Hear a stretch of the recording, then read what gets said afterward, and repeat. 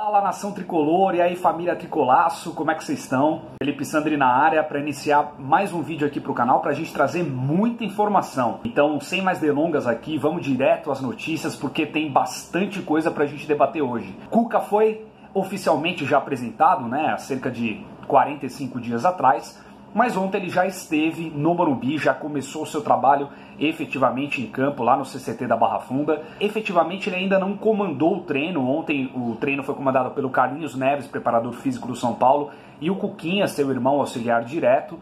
Eles fizeram um trabalho muito com os reservas ali que não jogaram Choque Rei no sábado. E o Cuca ficou muito na conversa, no bate-papo com o Mancini, né? Isso é muito legal porque ele vai ter essa semana cheia para entender efetivamente, presente ali junto ao lado do Mancini, sentir, né, o que o Mancini tem para passar para ele. É uma coisa muito mais direta, muito mais fácil dele conseguir visualizar, ele estando de corpo presente ali no CCT da Barra Funda. Hoje sim, ele já está efetivamente dando o treinamento. No jogo propriamente dito do domingo, parece que o Cuca vai estar junto com o Mancini vai estar com ele no banco de reserva, até para ter uma transição gradual, né, desse comando técnico, né, para os jogadores não ficarem muito perdidos, ficarem meio acuados de repente de querer uma informação, de exigir alguma coisa do técnico ali na beira do gramado. Então, para facilitar essa comunicação, os jogadores vão ter a presença do Mancini também ali, e o Cuquinha vai estar ali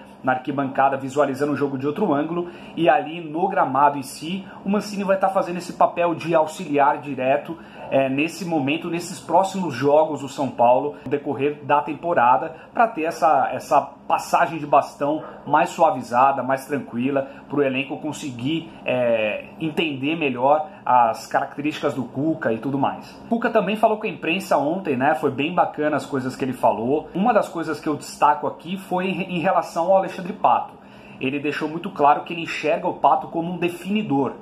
Eu consigo entender isso como ele enxerga o Pato talvez como um centroavante. Então, naturalmente, ele poderia brigar com o Pablo. Mas tanto o Pablo já fez um trabalho como ponteiro, né, como um atacante de lado, assim como o Pato também já fez isso. Então, eu não enxergo problema dos dois jogarem juntos. Não entendo que o Cuca não enxerga essa forma de jogo, né? Eu acho que, inclusive, que quando o Pato readquirir esse condicionamento físico, porque ele jogou muito pouco, né, lá na China, ele estava, acho que se não me engano, desde novembro sem jogar. Então Pato vai jogar no Campeonato Brasileiro, mas também não vai ser assim, ele não vai ser titular absoluto logo de cara no Campeonato Brasileiro e não sair mais. É um trabalho de recondicionamento físico parecido com o que foi feito com o Hernanes. Então o Pato, provavelmente a gente vai ver o Pato entrando no decorrer dos jogos do Brasileiro.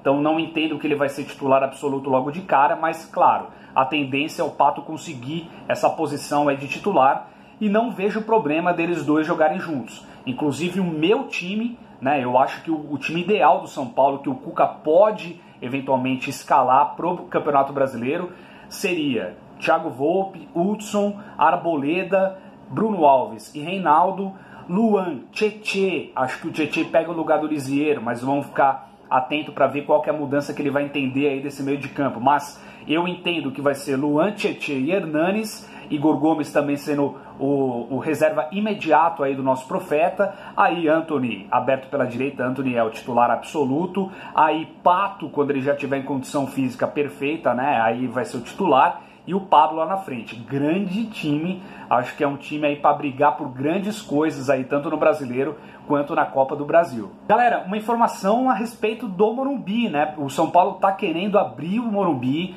abrir as portas do estádio Cícero Pompeu de Toledo pro treino da equipe. O último treino aí, depois vai ter o Choque Rei decisivo no domingo. Vamos estar presentes ali, vamos dar apoio para a molecada, vamos dar apoio para o tricolor, para a gente ir para o Allianz Parque, vencer, quebrar esse tabu, né, que a gente nem empatou ali no Allianz Parque. Então a gente já quebra de vez esse tabu e carimba a nossa ida para a final do Campeonato Paulista. Informação agora de mercado, né? Muita gente está falando aí de Otero, né, que está num clube árabe, do mundo árabe, e pertence ainda ao Atlético Mineiro. Esse clube árabe já deixou muito claro que ele não pretende continuar com o Otero, né, no seu time. Então provavelmente no meio do ano o Otero vai voltar para o Galo. Parece, né, que o São Paulo estava atrás do Otero. Na verdade não é isso. O São Paulo não foi atrás do Otero, o Otero foi oferecido ao São Paulo e o São Paulo resolveu entender o que está acontecendo. O Galo está querendo se livrar do Otero porque o Galo também está numa situação financeira meio complicada. Ele já deixou muito claro que ele não vê problema de vender o Otero e ele pede 3 milhões de euros. O São Paulo já deixou muito claro que não vai pagar isso pelo Otero. É um cara que bate bem na bola, é um cara das bolas paradas, é interessante, mas é aquele meio atacante de lado, é aquele jogador ponteiro, e o São Paulo já tem muito jogador disso, né? Tem Rojas, tem Elinho, tem Antony, tem Everton Felipe, tem um Pato agora, tem muito jogador. Eu acho que não seria interessante o São Paulo focar nesse tipo de jogador nesse momento. De toda forma, o São Paulo tentou entender a situação do Otero, mas não fez nenhuma proposta, não foi para negociar com o jogador, não tem nada nesse sentido nesse momento. Então o Otero nesse momento para o São Paulo é balela, não vai vir neste momento. Só para deixar muito claro, porque muita gente estava falando que o Otero poderia vir para o São Paulo, que o São Paulo estava negociando. É mentira, o São Paulo não está negociando, ele foi oferecido ao São Paulo e o São Paulo somente foi entender, viu o que está acontecendo, mas não tem nenhuma negociação aberta, nada nesse sentido, ok? Outra informação, essa sim muito mais quente, é do Vitor Bueno, ex-jogador do Santos. Vitor Bueno foi emprestado ao Dinamo de Kiev e aí tá um imbróglio, por quê? O Vitor Bueno faz parte ainda do Santos, ele é jogador do Santos. E o Vitor Bueno está totalmente infeliz no Dinamo de Kiev da Ucrânia. Ele pretende sim voltar ao Brasil e os agentes, os empresários do Vitor Bueno ofereceram o Vitor Bueno ao São Paulo. São Paulo já monitorou, monitora o Vitor Bueno desde a época que ele estava no Santos, de que ele saiu para o clube europeu. Desde que ele teve aquela lesão que atrapalhou muito a carreira do Vitor Bueno. O Vitor Bueno, lembrando, tem 24 anos, é um jogador que despontou do Santos aí com muita qualidade técnica, e o São Paulo já estava de olho desde aquele tempo. E agora os agentes ofereceram o Vitor Bueno ao São Paulo, só que o Santos ainda é detentor dos direitos econômicos do Vitor Bueno, e o Santos não vai facilitar a ida do Vitor Bueno por empréstimo ao São Paulo, porque é um reforço para o seu adversário. Então, o que está acontecendo nesse momento? O São Paulo já se acertou com o Vitor Bueno em termos contratuais, em termos de salário e tudo mais. Isso já estaria negociado entre São Paulo e Vitor Bueno, só que tem esse empecilho com o Santos. O Santos está deixando muito claro que, se o Dinamo de Kiev conseguir fixar um valor para o Derlis Gonzalez, um valor de compra, lembrando, Derlis Gonzalez foi envolvido com o Vitor Bueno, entre Derlis Gonzalez para o Santos, Vitor Bueno para o Dinamo de Kiev. Então, se o Dinamo de Kiev fixar um direito de compra do Santos no jogador Derlis Gonzalez e Vitor Bueno ficariam até maio de 2020 em ambos os clubes, em Dinamo de Kiev e também no Santos, aí sim o Santos poderia estudar a possibilidade de liberar a negociação de empréstimo com o São Paulo. Caso o Dinamo não faça essa fixação de compra para o Santos comprar o Derlis Gonzalez, aí fica muito mais difícil, e o Santos já deixou muito claro que vai, de todas as maneiras, não dificultar, mas não vai facilitar o empréstimo do Vitor Bueno para o São Paulo.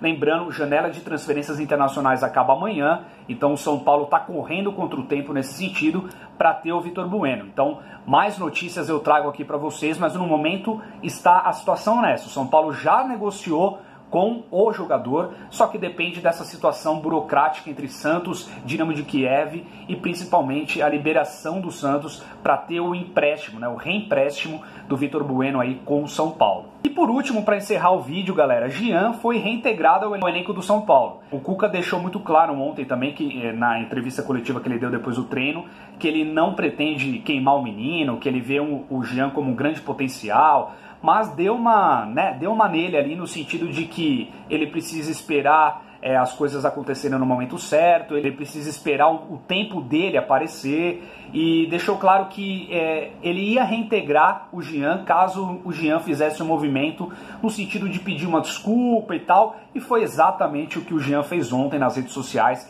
Pediu desculpas oficialmente ao Wagner Mancini e a todo o elenco. Isso foi muito bem visto ali internamente pelo São Paulo, então o Jean já treinou com os demais jogadores, os demais companheiros da equipe principal, da equipe profissional. Provavelmente a tendência é que o Jean seja escalado novamente aí nos demais compromissos do São Paulo durante a temporada. Vamos ver até quando que vai durar esse Jean bonzinho, porque esse cara é completamente temperamental. Precisa ser feito um trabalho muito grande psicológico com esse menino ali no São Paulo, ou se livrar de uma vez por todas. Eu já teria vendido esse cara, porque gastar 10 milhões com um cara que só traz mais problema do que solução, e ainda mais na reserva, chega, né? O São Paulo já tem problema demais para tratar. Então, enfim, mas essa é a notícia, essa é a informação. E é isso, galera. Sabendo de mais coisas aqui, eu venho trazer pra vocês. Só pra gente encerrar o vídeo, que já tá gigantesco aqui o vídeo, é muita informação hoje, como eu disse pra vocês.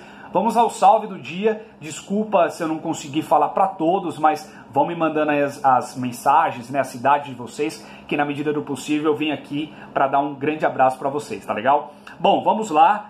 Primeiro começar com a Lelê Monteiro, né? Ela falou para mandar um salve para os filhos, o Nicolas e a Emanuele Monteiro, 2 São Paulinos fanáticos de Gonçalves Dias, Maranhão. Então, grande abraço para vocês, obrigado de coração pela audiência. O Bruno Silva, salve para Amapá, grande abraço para Amapá também, tá sempre aí acompanhando o canal.